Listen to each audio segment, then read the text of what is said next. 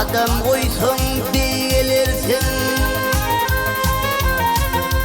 kadam koysun gelirsin, seyle gelsin bu dağlara. Hasta olsun sağalarsın, seyle gelsin bu dağlara.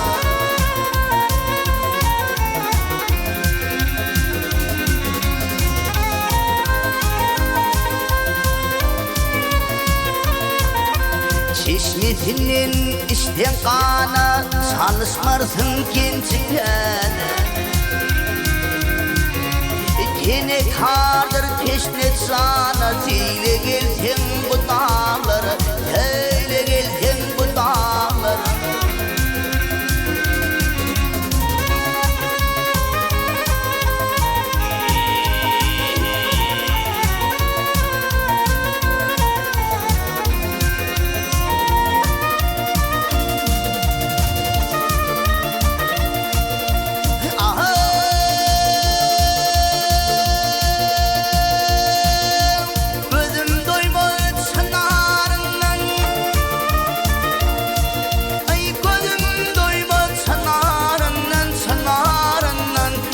Gözünün kenarından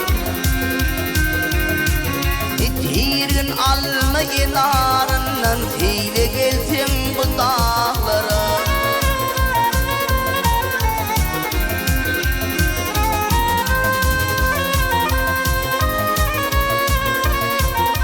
Arz eylene adalattır, geçilene delalattır. Boydun başa keramattır, seyle gelsin